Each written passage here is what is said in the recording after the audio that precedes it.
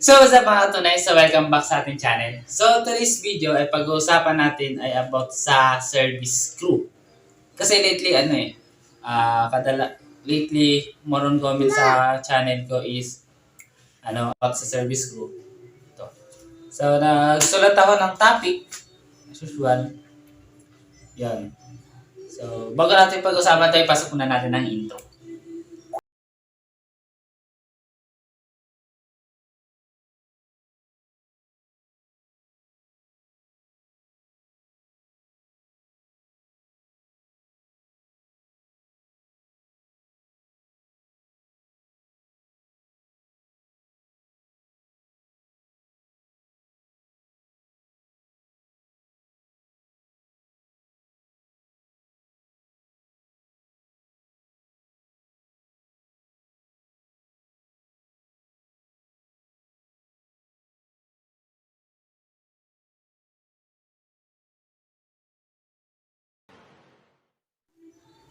So, yan na nga mga katunay. So, meron akong 5 tip.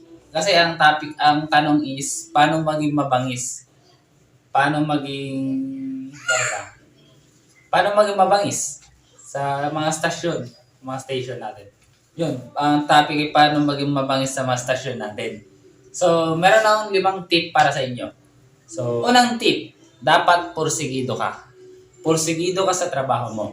Alam mo kung bakit? Hindi ka magiging mabangis kung hindi ka porsigido.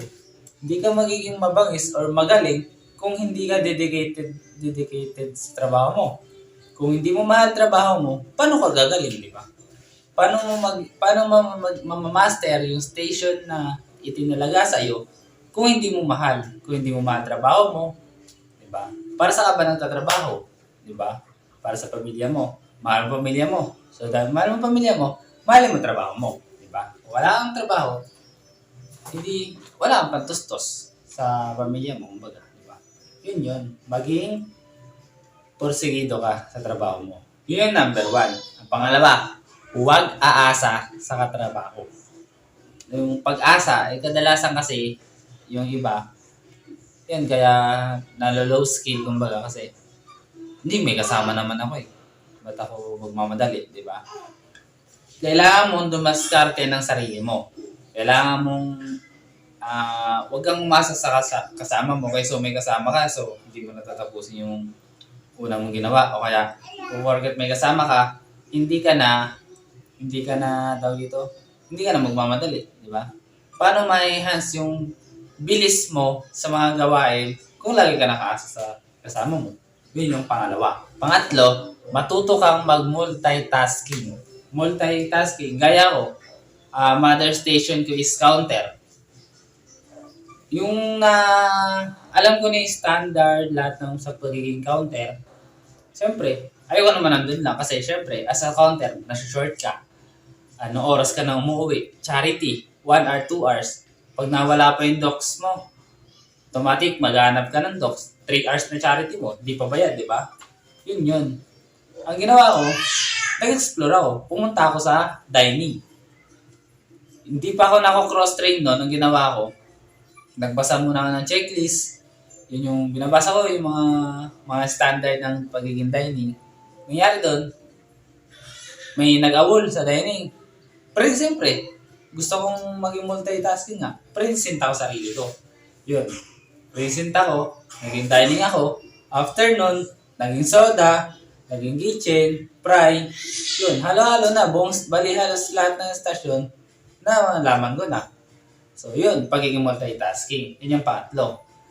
Tapos, pang-apat, dapat yung galawan mo hindi yung lalamya-lamya, di ba? Porket bago ka, oo, natural lang sa mga bago na, hindi ka pa mabilis. Siyempre, tsaka yung mga crew trainer nyo kasi, hindi sila nag-a-assume sa'yo na asa bago ka, wala kang knowledge about sa service crew o about sa, kumbaga sa school freshman, kumbaga. Wala ka pang knowledge sa pagtatrabaho. Hindi sila nag-a-assume sa'yo na mabilis ka na agad, marunong ka na agad, di ba? Hindi sila gano'n. Alam nila na mabagal ka pa, kailangan mo pa ng attention, kumbaga. Kailangan mo pa ng turo, kumbaga. Kailangan mo pa ng pukpok para matuto ka, di ba? Yun. Dapat, pag marunong ka na, syempre, isabay mo yung katawan mo sa daming tao ng peak. Ngari, peak hour is 11 to 1. Siyempre, yung daming tao dyan, dapat mabilis ka rin. Kung hindi yung madami ng tao, mabagal ka pa, makaka-apekto ka sa ibang mabilis. Kaya ibang katrabaho mo na todo bigay na sila sa kasi nga ayaw nila matambakan, tapos ikaw pabagal-bagal, edi imbis na bumilis yung operation, ikaw yung dahilan, kaya bumabagal yung operation, magkakos pa ng complaint. Diba? Maraming kasi ang complaint, miss out, magkakagulo lalo, diba? Dapat isabay mo yung sarili mo sa mga tao. Kasi pag wala naman tao, syempre, kailangan mo din na kahit na sundot-sundutin mo na yung mga dapat linisin. 'Di ba? Kailangan mong gumawa ng sarili mong pagkakasunod-sunod. 'Yun yung pang-apat. Pang-lima, last but not the least, pang-lima, dapat kabisado mo yung gawain mo, gaya ng sinabi ko. Pagkakasunod-sunod.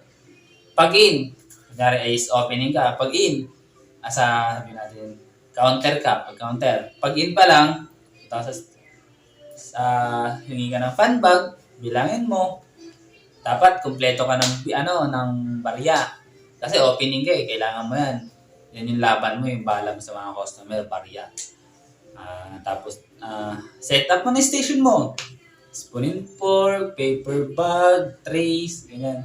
Dati ganun ay ngayon, hanggang ngayon naman. Kasi dati set up mo na lahat. Kasi, pagka-punch mo dati, punch mo, call mo, tapos, assemble mo pa, tsaka may bibigay sa customer. Yun yung 90 second na turnaround time sa mga counter dyan. Yun. Tapos, ngayon kasi, pagka-take mo na order, na-punch mo na, nabayad sa customer, nasuklihan mo na, pag-alis na yung customer, pending ka na agad. So, less na yung trabaho ng counter ngayon. So, hayahay na ulit. Diba? Yun. Dapat, alam mo yung pagkakasunod-sunod ng mga gawain mo para hindi ka malito-lito. Kasi, kunyari, gumawa ka nito, ito yung first na gawain mo. Tapos, pumunta ka ulit sa pangatlong gawain. So, hindi ka po tumasok. Pangalawang gawain mo. So, magkarambol-rambol na. Imbes na pumilis yung process ng trabaho mo, babagal yung process, di ba? Yun. Dapat, kabisado mo yung takbo ng, yung flow ng araw-araw mong ginagawa. Kasi araw-araw mong ginagawa yun Dapat di mo kinakalimutan, di ba? Yun lang. Yun lang ang lima kong tip para sa inyo. So, pag may comment na lang kayo below para masagot natin yung iba. So, yun lang sa ngayon. So, maraming salamat po sa mga nagko-comment, nagla-like, nagsusubscribe sa channel natin. So, pagbubutihin pa natin, siguro try ko magtuloy-tuloy ng upload. Hindi daily Iba-iba kasi iba-iba naman content natin. Kaya nga tayo TV, iba-iba yung palabas, di ba? So, yun lang. Maraming salamat po sa nanood sa vlog natin ngayon. So, sana nakakuha kayo ng aral, nakakuha kayo ng tip. At saka pala, pahabol. Sa mga bago pa lang, dapat lagi kayo may notebook or tickler. Mas better tickler kasi maliit. Mas lagi kayo may ballpen kasi kung ano yung mga tinuturo ni crew trainer sa inyo, rekta sulat niya na.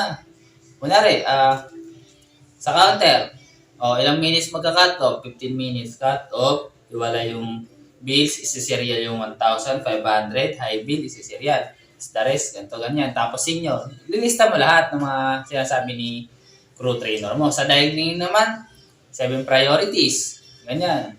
Basing, mga ganyan. Sa fry naman, temp. Sa grill, ganyan din. Mga stockman, inventory. Mga ganon, mga basic na mga sinusulat. Dapat automatic, take note ka agad, take note. Para pag nasa bahay ka na, ano nga ba yung sinabi ng crew trainer ko? Ay, wait lang. Ay, ito yun pala. Diba? Tapos, pag sa Jollibee naman kasi kayo, memorize nyo na rin take note nyo na rin yung food safety, critical 10, pleasure commitment, diba? Ano pa ba? Basta din ituturo yun. Lahat. So, ang pinaka-the best na technique dyan is take note. Kasi pwede mong balikan lahat. Lahat ng sana pwede balikan. Hindi joke lang. Pwede mong balikan lahat ng tinuro sa'yo ng crew trainer mo. So, yun lang. Maraming salamat sa inyong mga nanonood hanggang huli na sana po yung dumami pa tayo at magkasunod-sunod pa yung content. So, don't forget to subscribe, click the like button, and share na rin. Comment na rin kayo ng comment. And share na rin. Okay. Bye-bye. Love. God is